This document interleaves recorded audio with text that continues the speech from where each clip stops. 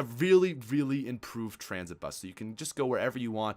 Takes like 2 seconds. Is very, very convenient. There's also a bootlegger in here, which is a very good gun for 2,000 points. All right, so next up, we're going to look at the Canal District. Now, this district belongs to the COP. So starting off straight away, there's going to be a beast mode there. And this is kind of like a 3-level area. So is not super significant any area. There's just a little bit of stuff on all. So as you can see, it just kind of loops around. It's kind of like this area is a figure 8, the best I can explain it. So you can do a full loop all the way around. You've got a civil protector there. But for the most part, it's pretty straightforward. Now, to the right of the statue, there's going to be another Cthulhu statue, but going back around, you can see how it kind of forms a figure 8. We've got another M8A7 on the wall, as well as another workshop. Now, going up these stairs is going to take you into the Ruby Rabbit, which is the sacrifice place for the COP. So again, we don't have to worry about that right yet. And then coming back there also to the other staircase is going to be the train location. So coming back around, we can go to the right. We kind of came from that left direction. You can see a pod.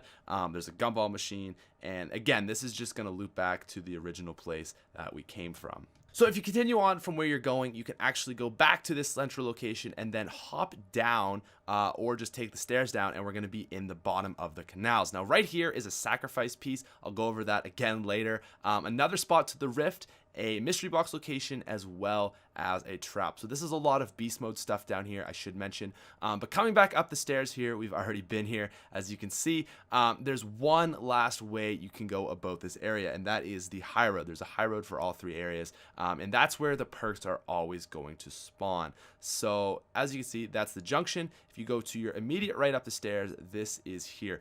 You're going to have to turn on this staircase as well with that power meter by grappling up to the top of this area. So we've got a pod here. We've got a beast mode, as well as this crawler dies, perk machine.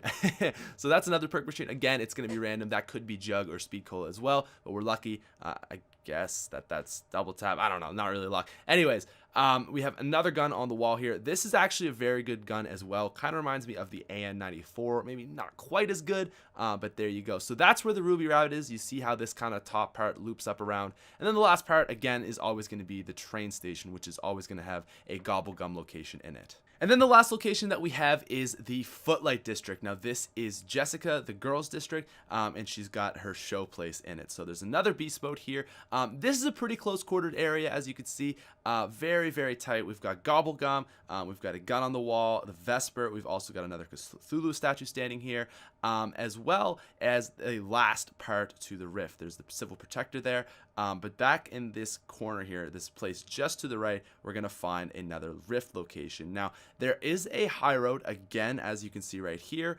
But I'm going to cover that second. I like to go over the bottom area of the map first, and then we'll go back and cover the high road, as I find the high road is usually less important, although it will have the perk location. So this is like the main area of this place. It's probably the largest, but really hard to train. It seems like it wouldn't be too bad, but it's very tight, and there's a lot of cars that make it not good for training.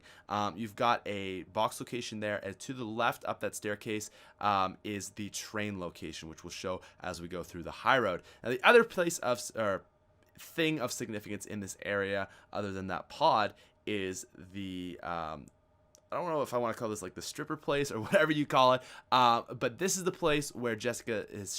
This is her sacrifice place.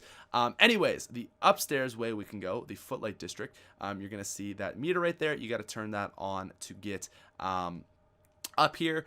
There's a grapple. You got to come up. We've got Speed Cola again, and then another mystery box location. So this is up towards the Footlight District. Now, the high roads are always kind of distinguished by 2 different parts. There's going to be the main perk area, which is of significance, and then this long strip of kind of nothingness in every single area that leads to the train. So this is not really worth opening until you're towards the end of your round, later in the rounds where you have the money to spare. We've got a gun right here, as well as that workbench over there for perk machine. Anyways, this is going to lead us up to the train card, and that's really it for the 3 districts. Now, the last area is the Rift, which, as I mentioned, you have to break open those doors that I showed in beast mode, and then you can go up to them, hit X, and you can now go to the Rift, which is where we go to Pack-a-Punch. Alright, so you can get to the Rift through any 3 of the little portals that I showed you. It doesn't matter which one you go through, but just make sure you open all 3 of them up so that you can leave any one you want. If it's not been opened in its area, even if you smash the door, you can't access it. So this is a very important area.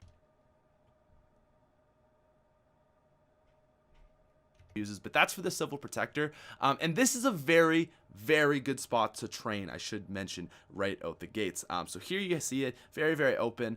We've got a Gobblegum, we've got a mystery box location, and we've got the new perk Widow's Wine. So that's actually perfect demonstration of it right there. That's what it does. It kind of just slows down the zombie. It's very good. Look at this scrub, can't even freaking move. What are you doing, bud? Anyways, going up the stairs here, we've got another perk, which is going to be Mule Cake. Again, you can turn that on, and a very important thing to remember is now that you're here, you can actually open up if you turn on that if you turn on that little box right there. You'll open up this staircase, which will actually give you a physically direct route to this area. So this is it.